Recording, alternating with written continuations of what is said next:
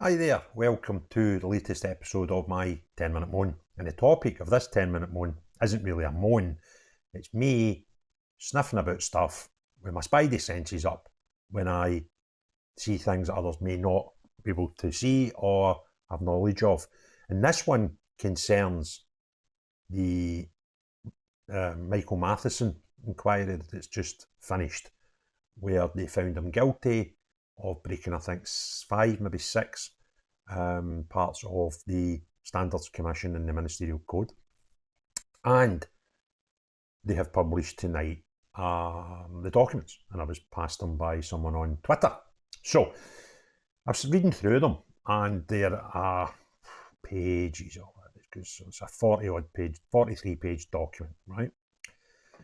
And in it, in one of the annexes, it gives Michael Matheson's documents that he submitted in his defence. Okay. Now on it, he has a section which he refers to as process concerns. Now, just before I go into this, if you want to support the channel, you can become a channel member via YouTube, or you can subscribe, which is free, or you can just click a thumbs up whenever you see one of my videos. That would help me greatly. So back to the issue here. In Michael Matheson's documents that he's submitted, he goes on about process concerns. And in the process concerns, he's having a pop at the actual committee. And I will read verbatim. The committee will be aware that this is the first time SPCB, it's a parliamentary committee, have taken this approach to investigating excluded matters, and there are important aspects I feel require to be considered. A, the independence of the process. Investigations into the conduct of MSPs are normally the responsibility of the Commissioner for Ethics Standards in Public Life in Scotland, with the exception of those that are considered excluded.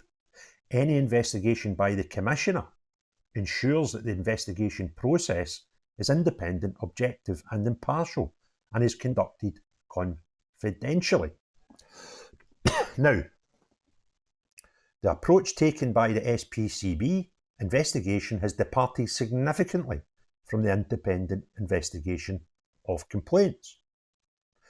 So what Michael's basically saying here is, you're using a process that you shouldn't have used, and that would have been a better process because it would have been impartial and objective and independent and done confidentially.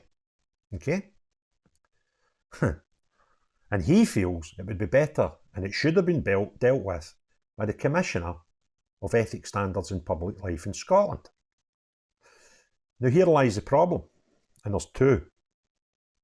The first one is Michael is just proving that he's crackers.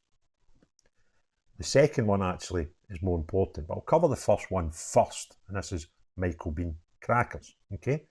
Because when we go down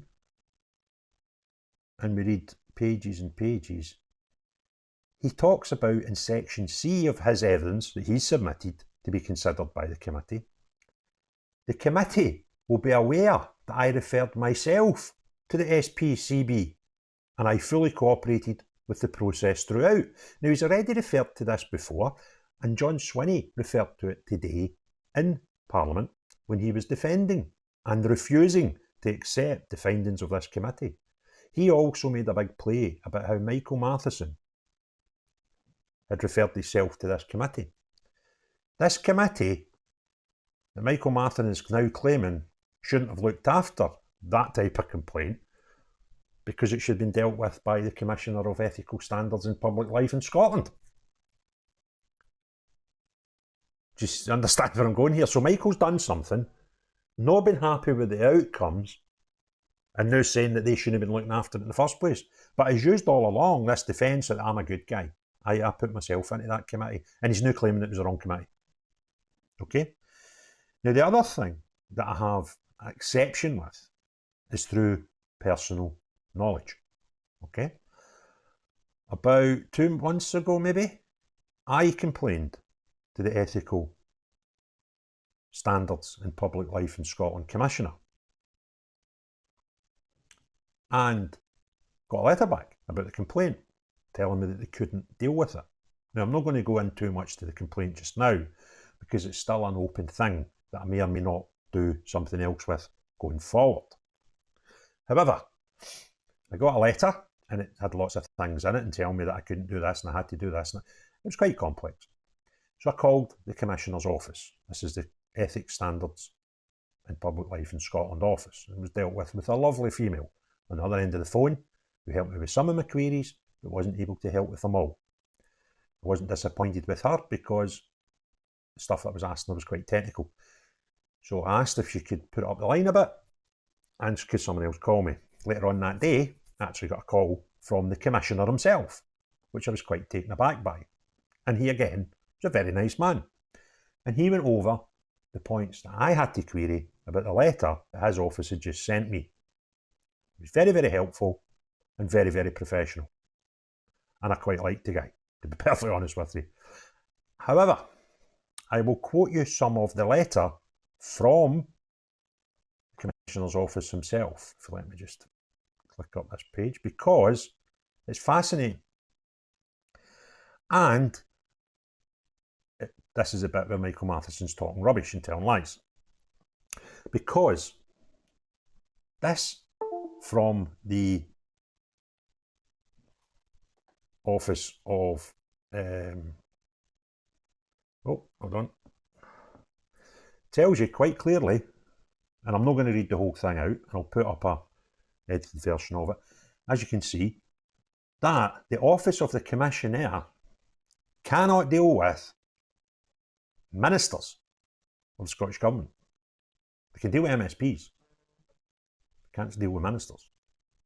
You have to refer that to the First Minister of Scotland, and they will deal with that through the Ministerial Code, which I believe is exactly what this committee used to find Michael Matheson guilty of numerous code breaks. So, this man is bonkers because he's trying to defend himself by saying it's the wrong people that are dealing with the complaint when it was him that referred it to them himself and tried to make this whole whiter than white out it, which was followed up by his friend, John Swinney, who declared in Parliament today he was his friend as he carried on to defend him, and he declared that he would ignore and vote against the recommendations of the committee that was to look after the case. But most surprised me, and this is a bit that when I was reading it, I was thinking, I know this is nonsense because I've got personal experience with this exact thing that he is trying to use as his defence, and that is claim that the Ethics Commission should have dealt with him, which is total lies. Because the Ethics Commission, quite clearly in their correspondence to me, told me that they do not, categorically, do not deal with ministers, including the First Minister. Michael Matheson, let me remind you, was the Health Minister at the time of this issue, when he was on holiday, when he put in the claim, and when the shit hit the fan, when his £11,000 expense claim became public knowledge. Through all that time, he was acting as the Health Minister of Scotland. So Michael, do us all a favour, just resign. Because not only are you stupid, because you put this into a complaint process that you're now trying to defend yourself by saying it shouldn't be used in the first place, and the example you've given is total nonsense. You know it, I know it, John Swinney knows it, and so does Hamza Yousaf.